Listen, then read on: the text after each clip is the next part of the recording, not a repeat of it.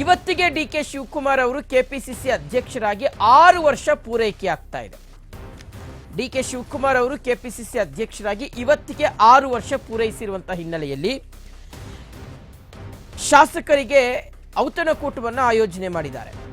ಎಲ್ಲರನ್ನ ವಿಶ್ವಾಸಕ್ಕೆ ತೆಗೆದುಕೊಳ್ಳೋದಕ್ಕೆ ಡಿಕೆ ಶಿವಕುಮಾರ್ ಅವರು ಈ ಒಂದು ನಡೆಯನ್ನು ಅನುಸರಿಸ್ತಾ ಇದ್ದಾರೆ ಅಂತ ಹೇಳಲಾಗ್ತಾ ಇದೆ. ಇವತ್ತು ಶಾಸಕರಿಗೆ ಡಿಕೆ ಶಿವಕುಮಾರ್ ಅವರು ಡಿನ್ನರ್ ಅನ್ನು ಆಯೋಜನೆ ಮಾಡಿದ್ದಾರೆ. ಖಾಸಗಿ ಹೋಟೆಲ್ನಲ್ಲಿ ಒಂದು ಡಿನ್ನರ್ ನಡೆಯಲಿದೆ. ಔತಣಕೂಟದಲ್ಲಿ ಶಾಸಕರು, ಮುಖಂಡರು ಎಲ್ಲರೂ ಸಹ ಭಾಗಿಯಾಗ್ತಾರೆ. ಸಿದ್ದರಾಮಯ್ಯನವರ ತಂತ್ರಕ್ಕೆ ಪ್ರತಿತಂತ್ರವನ್ನು ಹೂಡಿದ್ದಾರೆ ಡಿಕೆ ಶಿವಕುಮಾರ್ ಅಂತ ಹೇಳಲಾಗ್ತಾ ಇದೆ. ಡಿನ್ನರ್ ಮೂಲಕ ಶಾಸಕರನ್ನ ವಿಶ್ವಾಸಕ್ಕೆ ತೆಗೆದುಕೊಳ್ಳೋದಕ್ಕೆ ಡಿಕೆ ಶಿವಕುಮಾರ್ ಅವರು ಪ್ಲಾನ್ ಅನ್ನು ಮಾಡಿಕೊಂಡಿದ್ದಾರೆ.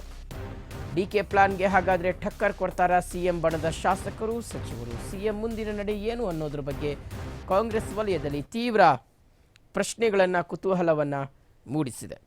ನೋಡಿ, ಇವತ್ತಿಗೆ ಡಿಕೆ ಶಿವಕುಮಾರ್ ಅವರು DCM ಆಗಿ ಕೆಪಿಸಿಸಿ ಅಧ್ಯಕ್ಷರಾಗಿ 6 ವರ್ಷ. ಸೊ ಹಾಗಾಗಿ ಪಕ್ಷ ಕೊಟ್ಟಿರ್ತಕ್ಕಂಥ ಜವಾಬ್ದಾರಿಯನ್ನು ಬಹಳ ಅಚ್ಚುಕಟ್ಟಾಗಿ ಡಿಕೆ ಶಿವಕುಮಾರ್ ಅವರು ನಿಭಾಯಿಸಿದ್ದಾರೆ.